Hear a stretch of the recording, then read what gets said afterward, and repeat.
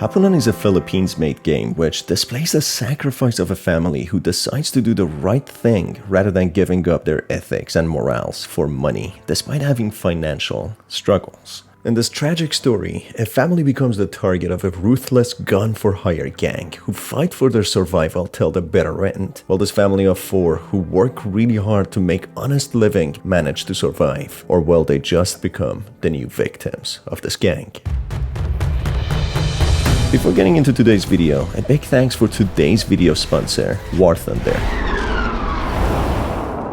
War Thunder is a free-to-play, large-scale, multiplayer action game with a diverse range of top military ground vehicles, aircrafts, and naval vessels developed from mid-20th century to present day. Each vessel and vehicle has detailed mechanics and fight in dynamic battles at locations around the world spanning from Africa to Alaska. The graphics, physics, and realistic sound effects of the game are constantly updated, and the intense battles in the skies, seas, and different lands will keep you on your toes. You can expect anything from last century military vehicles to the present day cutting edge modern military technologies such as guided missiles, active protection systems, drones, and much more. With the recent update, Hornet Sting, many maps have received graphical enhancements, with each battle now looking and sounding even more authentic. The gameplay has become even more dynamic and epic with a major overhaul of naval battles. You can also obtain new top-tier fighters such as Su-30 and Fa-18. So whether you are a military vehicle enthusiast or enjoy free-to-play intense and epic multiplayer military battles, download War Thunder for free now on PC, PlayStation, and Xbox. All new players and those who haven't played for half a year or more will receive some special bonuses such as 100,000 Silver Lions and more. Also, you can fully immerse yourself in the epic battles on mobile devices by downloading War Thunder Mobile. Download and play it for free on iOS or Android using the link in the description. Living in a modest house in the rural parts of Philippines, the mother tries to get her son to wake up at around 8 p.m. at night for dinner. Nico, kain na.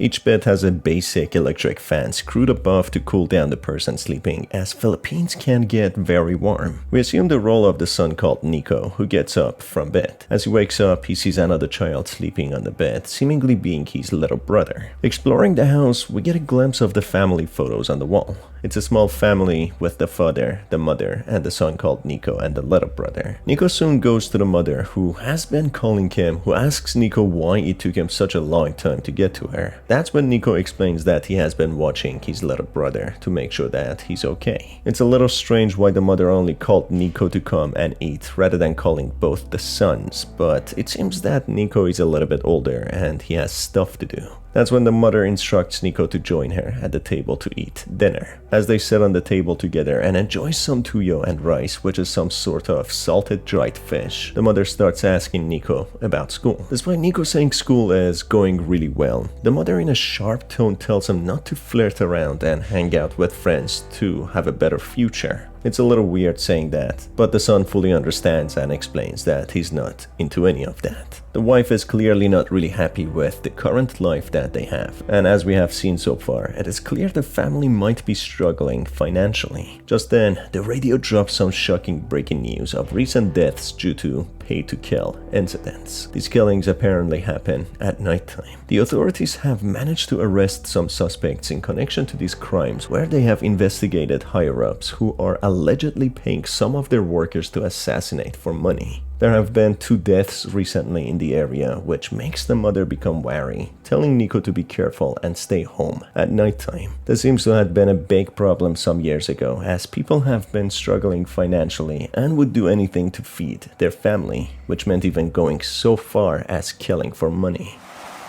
At mag-iingat na rin kayo dyan sa lugar ng Barangay Sakdudol dahil 2 na po ang namatay sa lugar na yan ayon sa report ng mga kapulisan.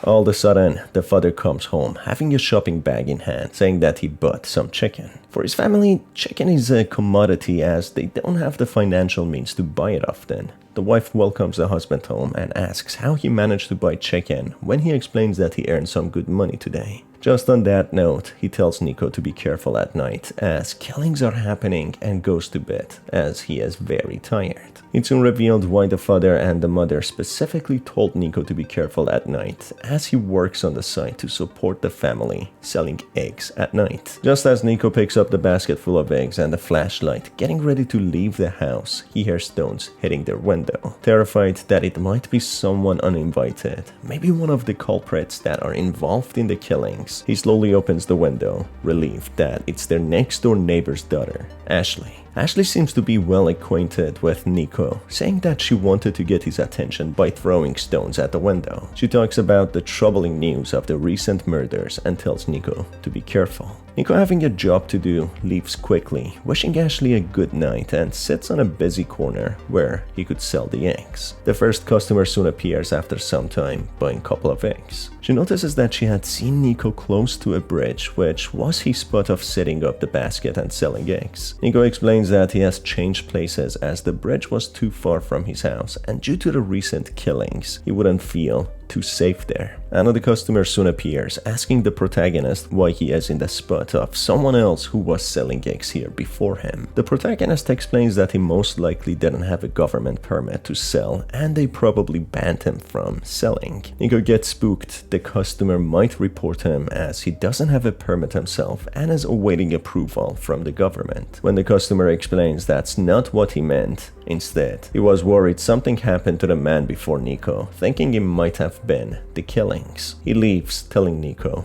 to be careful. Nico feels a little on edge but continues selling eggs in order to get rid of them all and go back home. All of a sudden, seeing how empty it is for some time, he hears the quiet steps of someone behind him, turning to see an old woman staring at him from behind. Getting jump scared, the old woman asks for some eggs and chicharron, but as Nico is out, just having one egg left, he offers it for free. The old woman gets happy, saying that she will have some spare money now to buy some water, but she quickly changes her tone, telling Nico to leave this place, saying it is a warning. She continues in a menacing way that they are always watching and that he should never come back if he wants himself and his family to stay alive.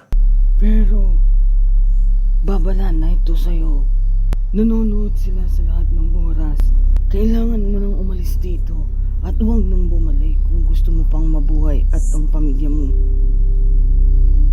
Just then, she leaves without any other words, making Nico to get really nervous. He asks himself why everyone in here is telling him to leave and to be careful. Feeling uneasy, Nico packs up and leaves, heading home. The first night selling chicharron and eggs seems to have been a success, and the next day he gets his permit approved, ready to go back to the same place at night, dismissing all the warnings that he got from so many people. The next day begins and Nico is fast asleep, tired from last night, when he is awakened by the sound of his little brother, Nixon, who tells him to get up as the mother asked him to wake him up. He goes to the mother, who explains that he needs to hurry up and go to the city hall to get his permit before it shuts down. Nico gets ready quickly and rushes to the city hall to get his permit. As he gets there and talks to an attendant, he tells Nico that he needs to be extra careful as that specific place Nico is working in used to be a hangout for low-life assassins. So many vendors were killed just because they were in the way, and that is why so many people warned Nico to be careful. To calm Nico's nerves, the City Hall personnel explains that Nico shouldn't worry too much though, as the police has started watching over the place, with it being safe now. On the way home, Nico sees their next door neighbor, Ashley, who explains that she is here to discuss something with the council. Nico goes home, but as soon as he arrives, the radio is explaining that 10 people have died because of the assassinations. The family is together, being scared that something could happen to them. The mother wants the family to leave this place as it's not safe for them. The husband, thinking about their financial situation, explains they wouldn't be able to afford anything else. The wife persists that she prefers their safety over money, and the husband agrees that they should move. He asks Nico to sell the last batch of eggs that they have left in order to help them with the move. So it's clear that they didn't own this house, but instead were renting. Nico, scared yet willing to do anything for his family, goes on to sell the eggs. On the way through the dark forest, he feels disappointed as he just got his work permit, but he knows better that the safety of his family is more important than money. Nico goes to his last night spot and sets up his basket when all of a sudden he hears slashing and screams from not so far away. Terrified, he runs into a nearby cabin, hiding, when he sees a group of maniacs with guns and knives going around killing people. Nico knows if he doesn't run, he will surely lose his life as these people are searching every place. He runs as fast as he can with one of the killers on his tail when all of a sudden he jumps down a trapdoor in a small cabin, with the killer losing the sight of him. As he walks into this underground hidden room, he comes across a shocking sight, seeing his father going through some papers and stuff. The father is surprised but explains that he is here to dismantle the killers as he has managed finding their leader. He has chosen to do it himself as the police is useless and doesn't seem to be doing anything about it. Suddenly, the city hall captain rushes in with a member of the killers alongside Ashley, Nico's trusted neighbor. This comes as a big shock, with Nico being speechless, not being able to trust what he is seeing. It reveals how the City Hall members have been facilitating the killings, orchestrating who dies and who doesn't, getting rid of their political oppositions. Unfortunately for Nico and his father, they got in their way, becoming their targets. The father has been trying to find a list of suspects and expose them to the police. But as the radio said before, the higher-ups and those with power and money are the ones really controlling everything. Being restrained and about to be executed by the city councilman, an old man Nico met from before suddenly barges in and shoots everyone. All three goons, Ashley and the city hall captain. As he frees the father and Nico, one of the gang members comes in and shoots the old man from behind, when the father picks up the gun and shoots back, killing the gang member. The old man heroically loses his life slowly, telling Nico and his father to get out and hide, running away with their family before the gang gets to them. As Nico and the father get back home, they tell the mother and the little brother to hide somewhere, while they themselves camp in a corner, ambushing the killers who are coming to finish them off. Using the gun that they acquired from the killers, they managed to kill all 4 killers who were assigned to come to their house, managing to survive and show remarkable skills at shooting. 1 month passes since this incident, with the TV reporting on how all the gang members have been identified and arrested, thanks to the list that the father put together and gave to the police. All of a sudden, we get a happy surprise that the old man actually survived the shootout, as he is present in the house watching the good news with the rest of the family. They celebrate together, being the heroes of this town, not needing to move out anymore, being safe where they are. And this brings us to the end of the video, folks. If you enjoyed it, make sure to stay tuned for more by hitting on the subscribe button and the notification bell. As always, it's been your host Star. Thanks for being here, and I will see you on the next one.